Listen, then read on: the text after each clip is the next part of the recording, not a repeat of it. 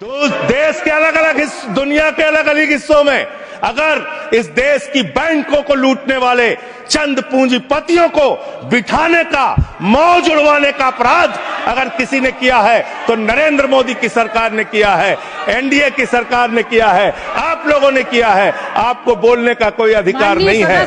हम राष्ट्रभक्त थे, हैं और रहेंगे। आपसे किसी भी प्रमाण पत्र की जरूरत नहीं है।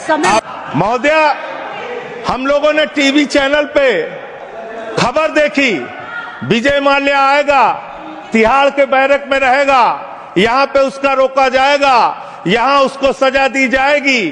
टीवी चैनल वाले खबर चला रहे थे और ये लोग भी बोल रहे थे विजय माल्या को लाएंगे। 9,000 करोड़ रुपए की लूट करने वाला विजय माल्या आज विदेशों में बैठ के चिढ़ा रहा है। और एक ललित मोदी है, उसने कौन से देश की, संजय रावत जी, मुझे तो नाम में भूल गया है, बानुआतू की नागरिकता ले लिया उसने कहा 1 करोड़ रुपए जमा करो, बानुआतू चलो, बानुआतू चला गया। अरे हिंदुस्तान, नितिन संदेशरा 6,000 करोड़ रुपए हिंदुस्तान का लूट के विदेशों में बैठा हुआ है, आपको चिढ़ा रहा है। और महोदया, मैं इस सदन का सम्मानित सदस्य हूं, देश के सर्वोच्च सदन का सदस्य हूं, बड़े दुख और पीड़ा के साथ आपके साथ कह रहा हूं कि इन बेईमानों का, जिन्होंने हिंदुस्तान की जनता के बैंकों में डकैती डालने का काम किया, उनको आज विदेशों में बैठा के मौज करा रहे हैं ये लोग। और मेरा पासपोर्ट जब्त है, मेरा पासपोर्ट जब्त है। क्या मैं हिंदुस्तान का नागरिक नहीं? क्या मैं इस सर्वोच्च सदन का सदस्य नहीं? मैं मेंबर ऑफ पार्लियामेंट हूं, मेरा पासपोर्ट जब्त है। मैं कहना चाहता हूं इनसे, अगर वास्तव में तुम्हारी नीयत साफ है तो आज हिंदुस्तान के अंदर 50 करोड़ से ज्यादा जिन जिन लोगों का बकाया है, सबका पासपोर्ट जब्त करो, कोई हिंदुस्तान छोड़ के भागने ना पाए। सबका पासपोर्ट जब्त कीजिए। आप अनावश्यक बातें करते हैं।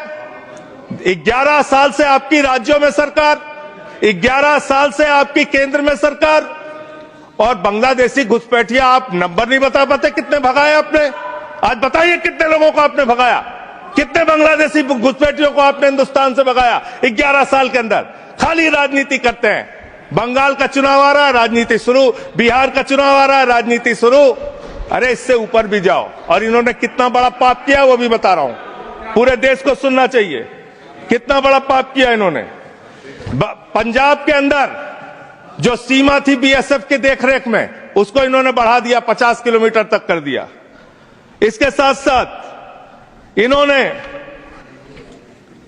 Tycoon profited after India relaxed border security rules for energy park. Energy park बनाने के लिए पाकिस्तान की सीमा में, गुजरात के अंदर भारत की सुरक्षा कानूनों में रिलैक्स देने का काम इस सरकार ने किया है। अपने एक दोस्त को एनर्जी पार्क का ठेका देने के लिए, उसका फायदा पहुंचाने के लिए, उसका धंधा कराने के लिए, देश की सुरक्षा के साथ अपने दोस्त को फायदा पहुंचाने के लिए, अडानी को फायदा पहुंचाने के लिए आपने बॉर्डर की सुरक्षा पे, वहां के कानूनों पे रिलैक्स देने का काम किया।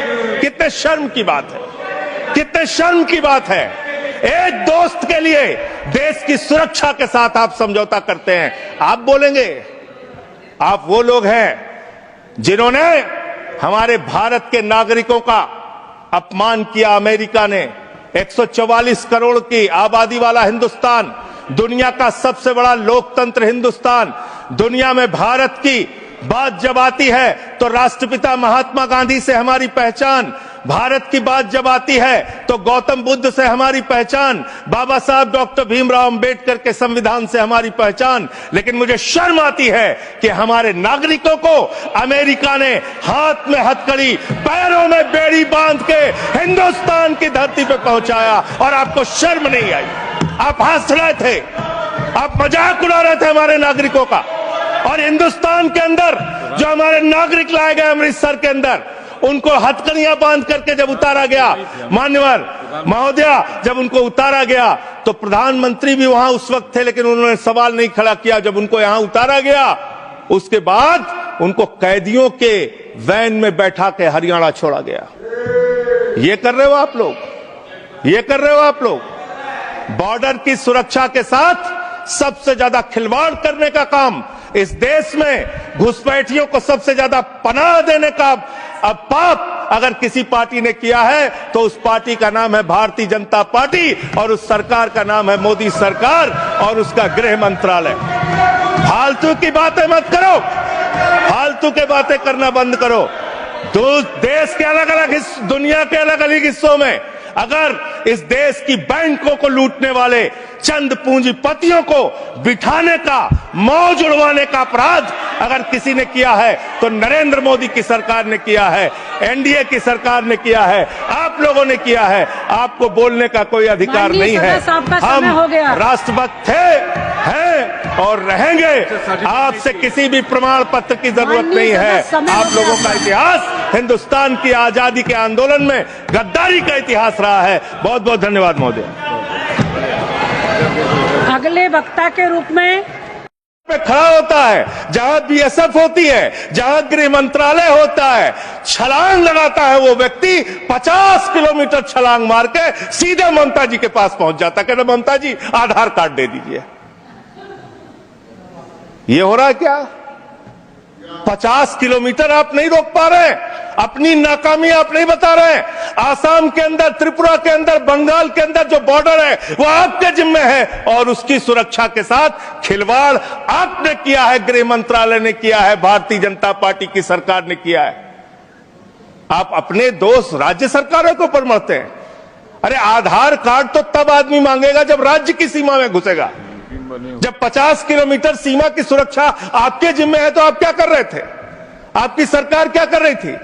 और वो बांग्लादेशी सुपरमैन है, वो सीधे 50 किलोमीटर फांद के आएगा, सीधे पहुंच जाएगा 50 किलोमीटर के बाद ममता जी के पास, हमें आधार कार्ड दो। ये कैसा तर्क है? ये कैसा तर्क है? और आपने कहा भारत के अंदर कोई भी नागरिक अवैध पासपोर्ट, अवैध वीजा लेके नहीं रह सकता। लेकिन मैं दूसरी बात आपसे पूछना चाहता हूं, इसका मैं